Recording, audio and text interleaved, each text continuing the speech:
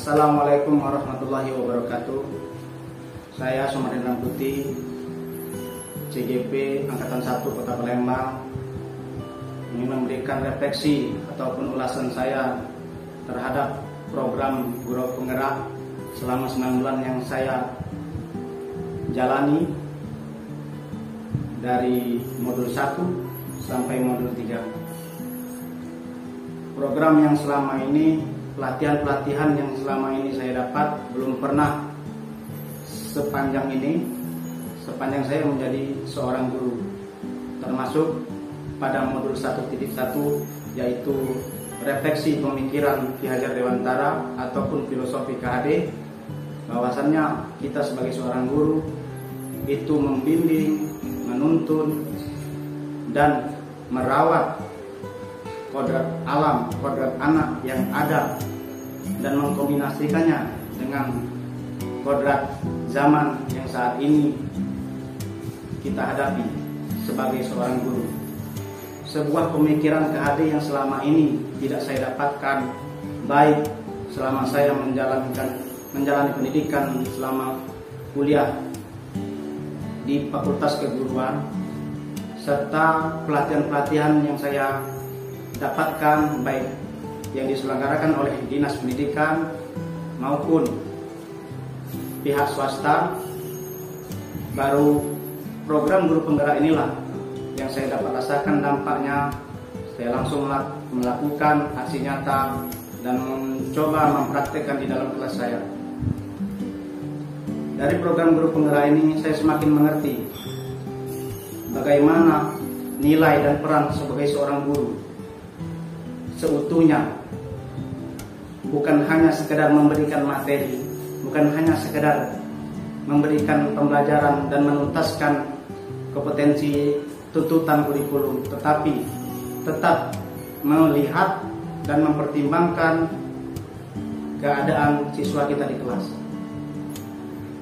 Setelah mengikuti Guru Penggerak ini pun saya mulai menyusun visi saya sebagai seorang pengajar, bahwasanya kita harus memaksimalkan potensi anak yang ada, tidak memvonis maupun menghukum yang selama ini saya lakukan di kelas saya, memvonis anak, menghukum.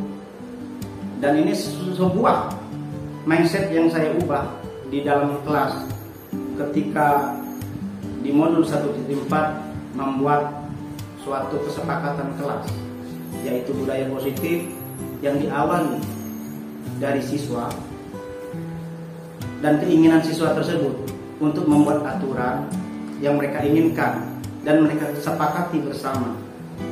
Bukan guru yang membuat aturan tersebut. Ternyata kita kembalikan aturan dan kesepakatan ini kepada siswa. Hal yang saya rasakan, kelas yang saya ajar ini menjadi lebih kondusif, satu. Yang kedua, siswa bisa lebih nyaman dalam mengerjakan tugas, dan saya tidak perlu mengingatkan peraturan, mengingatkan yang selama ini saya buat sebagai intervensi saya di kelas supaya anak bisa disiplin. Ternyata disiplin ini memang sangat penting, suatu kebutuhan siswa, bukan suatu paksaan dari seorang guru, tetapi kesadaran dari siswa inilah yang perlu kita sadarkan sejak dini. Apalagi saya mengajar dari kelas sekolah dasar, yang perlu kita tanamkan di dalam budaya positif. Di pada modul kedua atau modul 2.1, pada pembelajaran berdiferensiasi, selama ini saya belum pernah mendengar sebuah pembelajaran berdiferensiasi itu dari pelatihan-pelatihan yang saya dapatkan. Ternyata pembelajaran diferensiasi ini selama ini sudah pernah dan sering kami terapkan. Saya terapkan di kelas, saya terapkan dalam pembelajaran saya.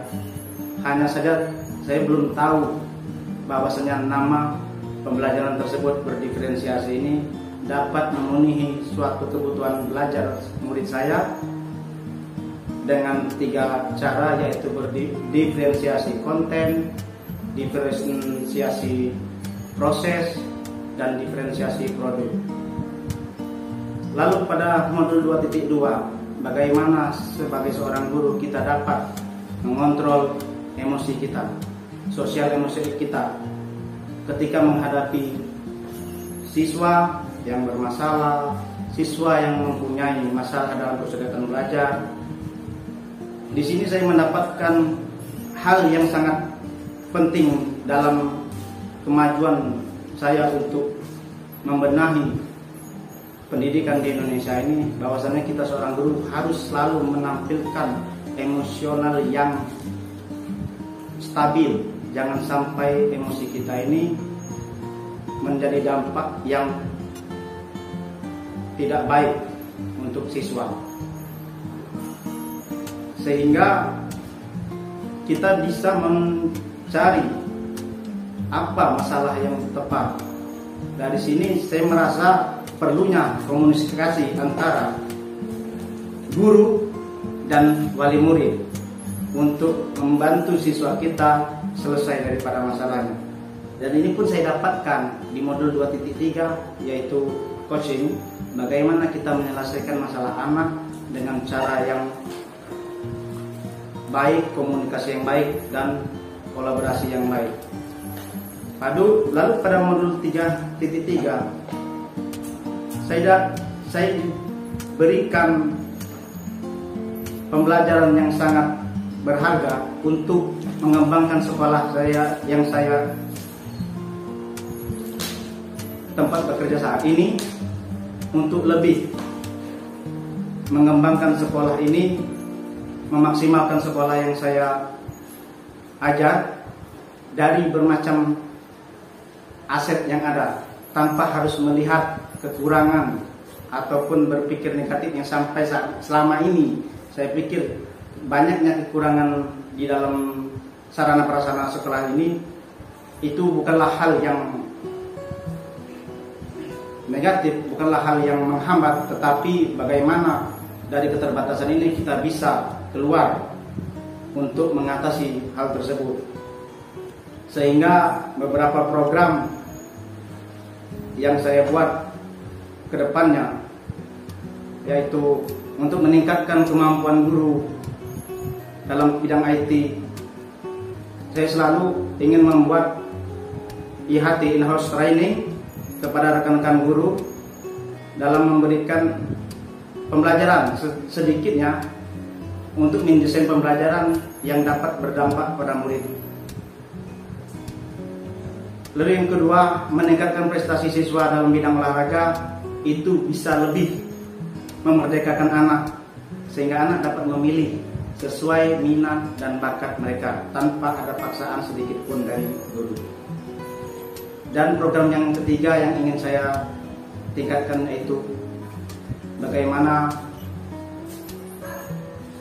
seorang siswa dapat peduli lingkungan melalui program Adiwiyata yang sampai saat ini sedang saya konsultasikan dengan kepala sekolah, dari pembuatan SK sampai pelaksanaan di lapangan untuk 3 tahun ke depan. Lalu rencana pengembangan yang akan saya tingkatkan lagi, yaitu mengembangkan kompetensi diri saya dan orang lain secara langsung dan tidak langsung, mengikuti pelatihan-pelatihan guru yang diselenggarakan oleh Dinas Pendidikan ataupun Kementerian Pendidikan maupun pihak swasta dalam 3 tahun ke depan. Hal yang perlu saya